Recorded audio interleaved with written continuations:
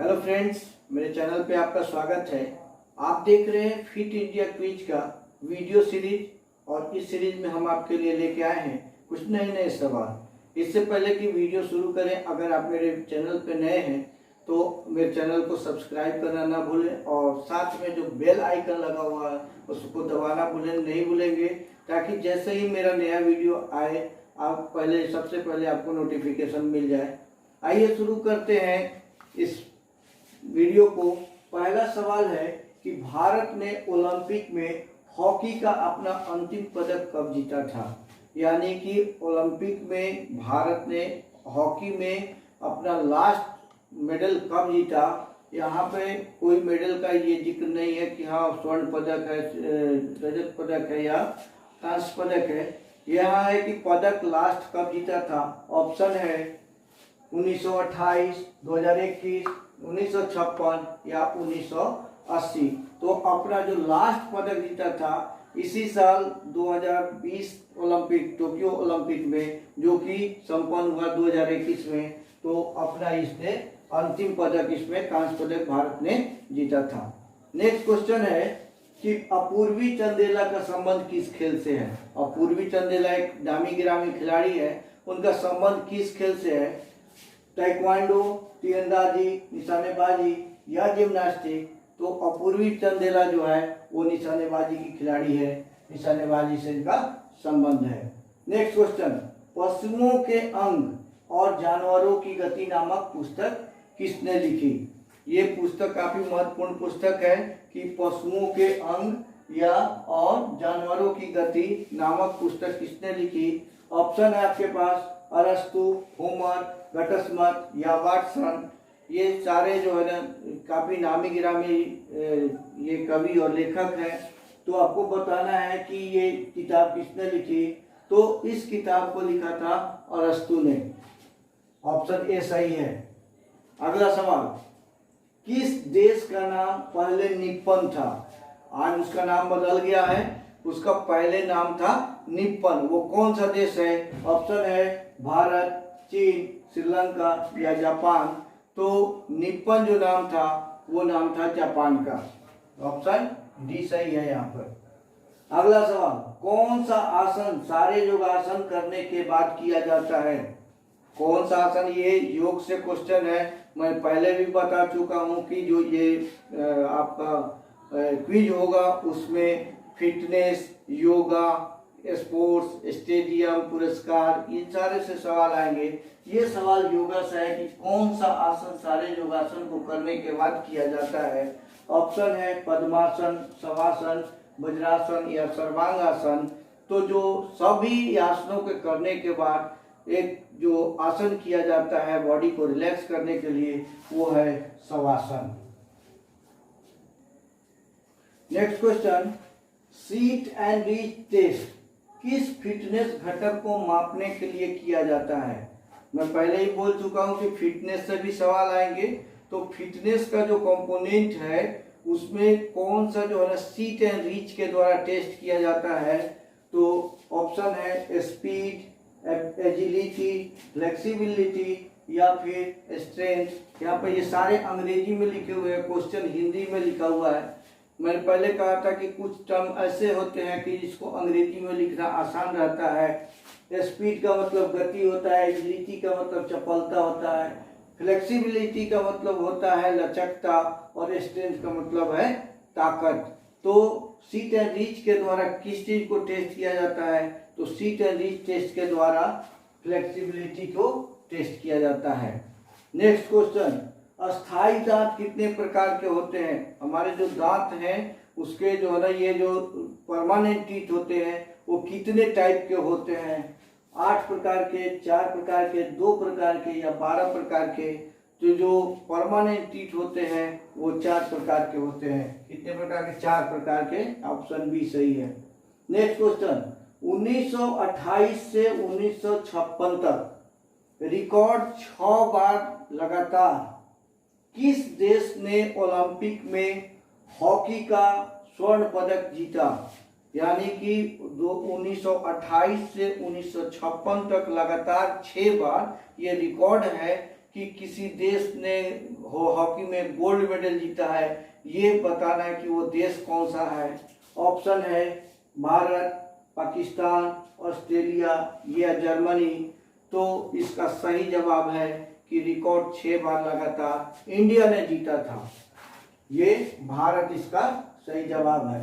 अगला सवाल, प्लेस्ट्रा। प्लेस्ट्रा किसके लिए प्रसिद्ध है? प्लेस्ट्रा जो है प्राचीन ओलंपिक जब होते थे उससे पहले एथेंस वगैरह में जो ये काफी फेमस था। तो ये किसके लिए प्लेस्ट्रा जो शब्द है वो किसके लिए, जगह का नाम है, प्लेस्ट्रा जगह का नाम है। यहाँ पे कुछ खास तरह की क्रियाएं होती थी, उसको वो किसके लिए फेमस है? तो ऑप्शन है संगीत विद्यालय, व्यायामशाला, रथ दौड़ या इनमें से कोई नहीं। क्या वहाँ पर संगीत की पढ़ाई होती थी, क्या वो व्यायामशाला था, या फिर रथ की दौड़ होती थी, या इनमें से कोई नहीं। तो जो प्लेस्ट्रा है वो फेमस है व्यायामशाला के लिए, कि वो जो है ना व्यायामशाला है। उसके बाद है कि प्रथम ओलंपिक खेल, जो आधुनिक ओलंपिक खेल है, प्रथम ओलंपिक खेल किसके नियंत्रण में खेले गए, यानी कि उस समय जो लीडर था, कौन से लीडर के समय खेला गया था? ऑप्शन है थियोडोसियस, किंग जॉर्ज प्रथम, किंग जॉर्ज द्वितीय, या फिर मार्टिन लूथर किंग। तो जो प्रथम बार जो आधुनिक ओलंपिक जो शुरू हुआ था 1896 में, वो उस समय जो लीडर थे उस समय वो किंग जॉर्ज फर्स्ट थे। किंग जॉर्ज फर्स्ट के टाइम में प्रथम ओलंपिक शुरू किया गया था। अगला सवाल है कि इंडियन नेशनल फिटनेस कोर की स्थापना कब हुई? इंडियन नेशनल फिटनेस कोर की स्थापना कब हुई? ऑप्शन है 1920, 1951, 1955 या 1965। तो इंडियन नेशनल फिटनेस कोर की स्थापना हुई थी 1965 में। नेक्स्ट क्वेश्चन, किसने कहा कि मानव बुद्धि के विकास पर 80% आनुवंशिकता तथा 20% पर्यावरण का प्रभाव पड़ता है? जो मानव बुद्धि के विकास पर जो उसकी हेरिडिटी होती है उसका 80% मतलब 80% प्रभाव, और जो इन्वायरमेंट का 20% प्रभाव होता है, ये किसने कहा था? ऑप्शन है अरस्तु, कुमारी वर्क्स, चार्ल्स डार्विन या होमर। तो ये जो स्टेटमेंट है वो है कुमारी वर्क्स का। नेक्स्ट क्वेश्चन, फार्टलेग ट्रेनिंग, फार्टलेग प्रशिक्षण किस देश की देन है? ये ट्रेनिंग प्रोग्राम है, ये ट्रेनिंग का एक टाइप है जिसको हम लोग फार्टलेग ट्रेनिंग के नाम से जानते हैं। ये किसकी देन है? ऑप्शन है यूनान, जर्मनी, स्वीडन या अमेरिका। तो जो फार्टलेग ट्रेनिंग शुरुआत हुई थी वो हुई थी स्वीडन से। स्वीडन की देन है फार्टलेग ट्रेनिंग। अगला है कि ओलंपिक में कौन सा भारतीय कप्तान विजय स्तंभ पर पहली बार चढ़ा? यानी कि जो पोडियम होता है, ओलंपिक जो पोडियम होता है उस पर ओलंपिक में पहली बार कौन सा इंडियन कैप्टन चढ़ा था, यानी कि मेडल लेने के लिए कौन सा इंडियन कैप्टन है? ऑप्शन है धनराज पिल्ले, जयपाल सिंह, मेजर ध्यानचंद या प्रगट सिंह। तो जो पहली बार जो पोडियम पर चढ़े थे भारत के कप्तान वो थे जयपाल सिंह। अगला सवाल, कुंभक का संबंध किस निम्न में से किससे है? कुंभक जो है ये योग में इस्तेमाल किया जाता है कुंभक शब्द का। अब यहाँ सवाल उठता है कि कुंभक का संबंध निम्नलिखित में किससे है? ध्यान से है, प्रत्याहार से है, प्राणायाम से है या समाधि से है? यानी कि कुंभक का संबंध ध्यान, प्रत्याहार, प्राणायाम या समाधि से है। तो जो कुंभक होता है वो कुंभक का संबंध प्राणायाम से है। अगला सवाल है कि एथलीट शब्द की उत्पत्ति कहाँ हुई? एथलीट जो शब्द है इसकी उत्पत्ति कहाँ पे हुई? अमेरिका, इंग्लैंड, ग्रीस या भारत? तो एथलीट शब्द की जो उत्पत्ति हुई थी वो हुई थी ग्रीस में, और वहां पर एथलीट जो पहली बार जो इस्तेमाल किया गया उसका अर्थ होता था कि प्रतियोगिता को एथलीट बोला जाता था ग्रीस में। अगला सवाल है कि निम्नलिखित में किस वर्ष ओलंपिक खेल रद्द नहीं किए गए? यानी कि सवाल आता है कि कब कब रद्द किए गए। यहाँ हुआ कि जो है कौन से साल में रद्द नहीं किया गया, यानी कि इसमें से 3 ऑप्शन ऐसे हैं जिसमें रद्द किए गए होंगे और एक ऑप्शन है जिसमें रद्द नहीं किया गया। ऑप्शन है 1912, 1916, 1940 और 1944। जिसमें 1912 में रद्द नहीं किए गए थे। यह ऑप्शन ए सही है। 1916 में प्रथम विश्व युद्ध के चलते और 1940 और 44 में द्वितीय विश्व युद्ध के चलते ओलंपिक खेल रद्द किए गए थे। नेक्स्ट क्वेश्चन, भार प्रशिक्षण यानी कि वेट ट्रेनिंग विधि का प्रयोग सर्वप्रथम किस देश ने किया? अभी क्वेश्चन था कि फार्टलेग ट्रेनिंग स्वीडन में किया गया था, लेकिन अब यहाँ है कि वेट ट्रेनिंग, दूसरा एक ट्रेनिंग का मेथड है वेट ट्रेनिंग। ये विधि सर्वप्रथम किस देश ने प्रयोग किया था? ऑप्शन है स्वीडन, जर्मनी, अमेरिका या यूनान।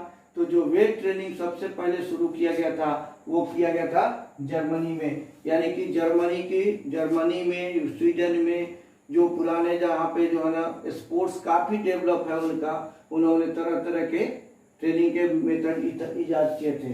अगला सवाल, शीतलीकरण के लिए कौन सा आसन किया जाता है? शीतलीकरण यानी कि शिथिल करने के लिए जो कौन सा आसन इस्तेमाल किया जाता है? यह योग से सवाल है। वज्रासन, शवासन, स्वस्तिकासन या मयूरासन। तो निश्चित रूप से जो शिथिल करने के लिए शवासन का इस्तेमाल किया जाता है। ऑप्शन बी यहाँ पर सही है। अगला सवाल है कि ओलंपिक खेलों में प्रत्येक इवेंट में कितनी प्रविष्टियों की मतलब अनुमति है? यानी कि ओलंपिक गेम्स में जो प्रत्येक इवेंट में जो एंट्री भेजी जाती है एक देश द्वारा, उसमें मैक्सिमम कितनी एंट्री हो सकती है? तो ऑप्शन है 1, 2, 3 या अनगिनत। तो जो वहाँ पर नियम है कि जो क्वालिफायर होते हैं उसमें से एक इवेंट में 3 लोगों को 3 एंट्री का प्रावधान है। इस तरह से हमने इस सेट में आपको 20 क्वेश्चन, हम हर सेट में 20 क्वेश्चन देते हैं। आपको मालूम है कि प्रतियोगिता में 45 मिनट में 75 सवाल आएंगे, यानी कि हर सवाल के लिए 25 से 30 सेकेंड का समय रहता है। हमने आपको यहाँ 20 सवाल दिए। आशा करते हैं कि ये सवाल आपको प्रतियोगिता में काफ़ी काम करेंगे, आपको इससे काफ़ी मदद मिलेगी। एक बार फिर से ये दोहराते हुए कि आपको अगर मेरा वीडियो पसंद आता है तो अधिक से अधिक लाइक करें, अपने दोस्तों में शेयर करें, और चैनल पर नए हैं तो चैनल को सब्सक्राइब करना नहीं भूलें। इसी के साथ हम अपने वीडियो को समाप्त करते हैं। जय हिंद, थैंक्स फॉर वॉचिंग।